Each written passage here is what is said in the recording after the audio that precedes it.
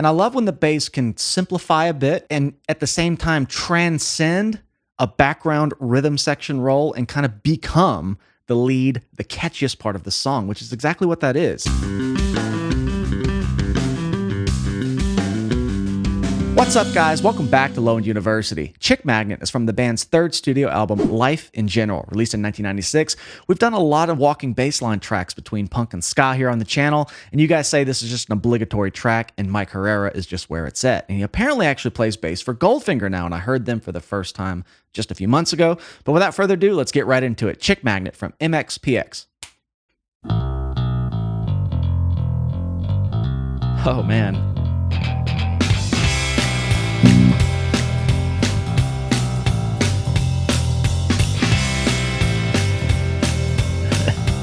So jazzy in a way. I can't get over that.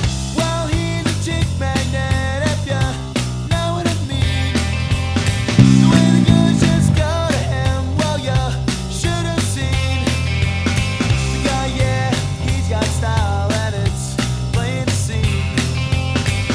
It's a good beat. Cool tattoos there, from his eyes getting beat.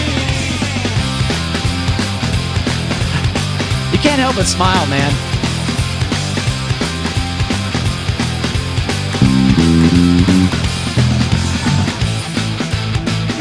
To the minor six. Cool.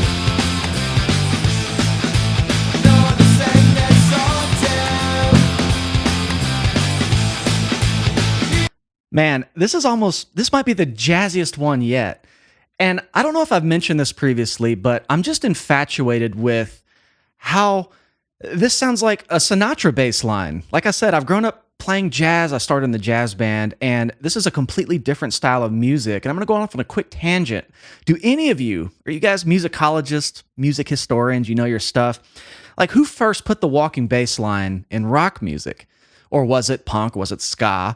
Or did it just naturally evolve there? Because the funny thing about this is, despite the tone with a pick, and I read he's using a Stingray, and it's got that snarly sound, all the tropes of walking bass lines, you would approach exactly the same if I was learning Fly Me to the Moon by Frank Sinatra. And it's just the coolest thing that somehow that very old classic style of bass playing made it into the 90s with a lot of these bands. I'm just really fascinated with that as a total music nerd myself. But I digress. The intro here is kind of repetitive, kind of establishing that really fun groove. They're like really leaning into the swing. I think that's what's kind of grabbing me the most. You know, it's really dictated on the ride cymbal. And some other songs I've heard, the walking bass line is just kind of over a normal rock beat. But I want to go back and kind of hear that again. And I like that they let the bass lead it. There's really nothing else came in, no guitars.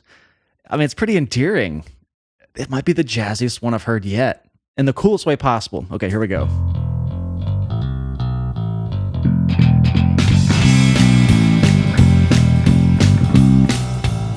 Pick, of course.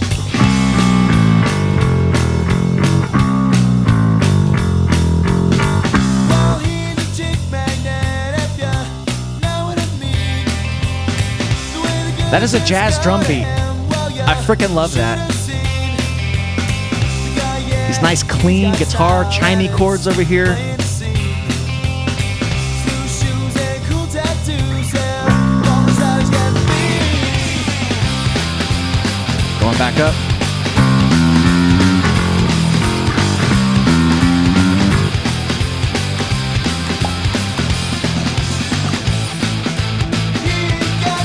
Dun, dun, dun, dun, dun, dun, dun, dun. So swung.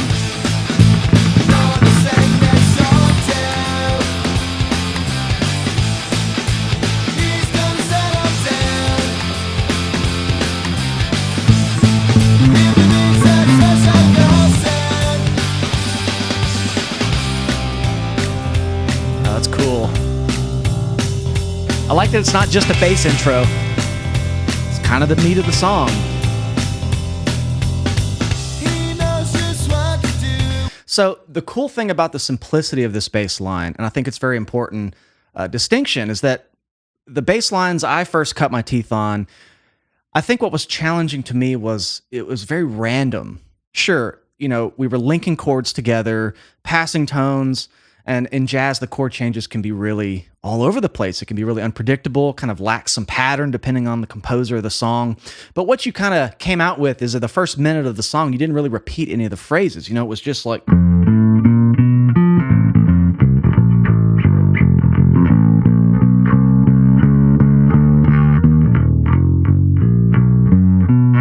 Then you like change a key, and I mean, it's just one of those things where you're just kind of holding on for dear life.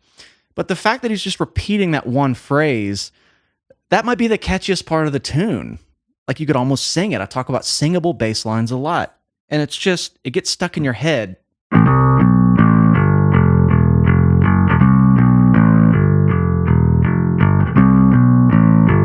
And after a while, that becomes recognizable because I'm sure there's a lot of walking bass lines that are down here and use those notes, but the repetitive nature of it, I think I really like. Like, it's memorable. Let's keep it going. When it comes to the girls, he writes them poetry and he picks them flowers. Writes the poetry, brings her flowers. What to say when it comes to the ladies, knows how to make I really like this guitar texture that's added. Subtle.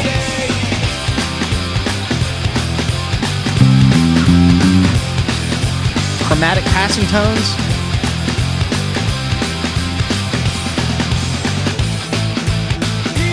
I like that they saved the minor, the relative minor on the A just for this kind of chorus section. It darkens it up a bit because we come out of this really kind of happy bop, if you will. And the chorus takes it a bit more serious because they kind of hold out that minor sound till right here.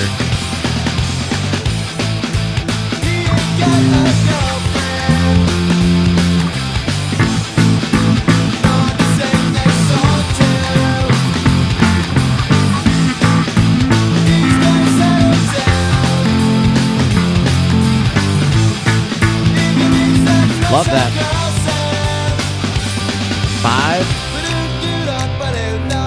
5. Wasn't I snapping earlier? Hold on. That just felt so instinctual.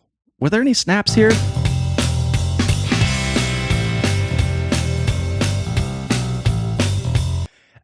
Are they there? It's like real subtle if so. Okay, I'm going to say it's there are claps, but it was not as prominent as it is here, and I just felt the need to snap earlier. It's about right here.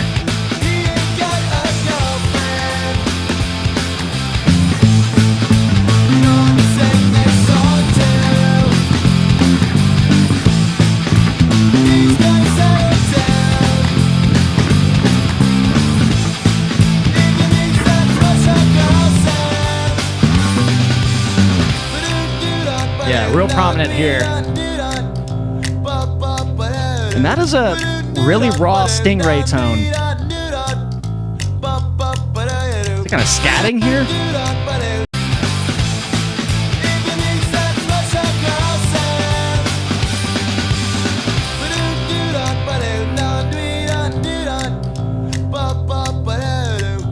It's straight up scatting. This supports the whole like jazzy thing even more.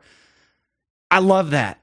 This is just like a meshing of worlds. You know, I've heard a lot of punk ska bands kind of lean into that sound a bit with, you know, subtle elements, but this is like, you know, exactly, you know, if I had heard this back when I was getting into jazz, I would have probably latched onto this whole scene 15, 20 years ago and not 6 months ago. I love this.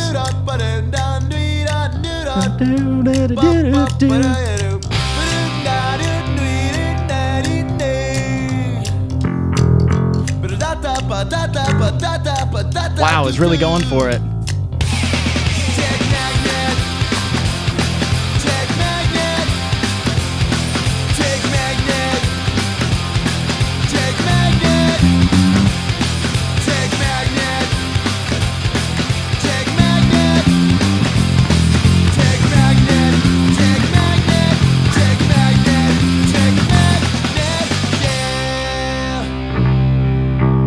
That was a lot of fun.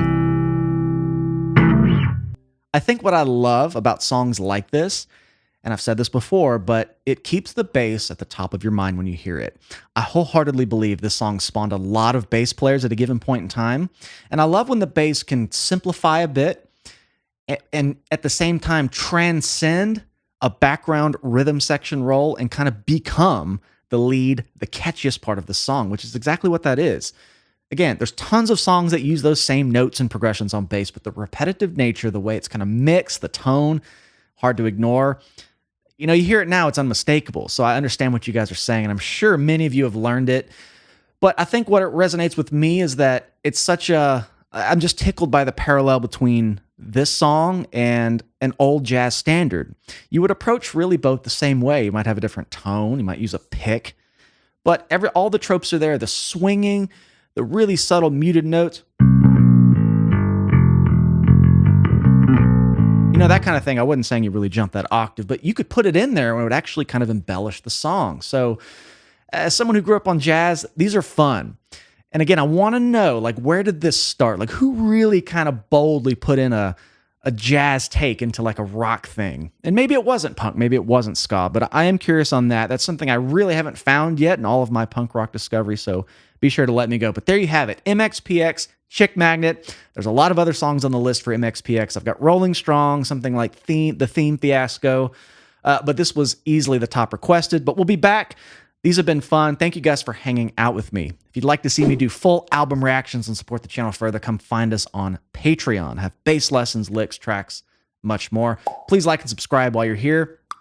Once again, thanks for hanging. Love you all, and we'll see you next time.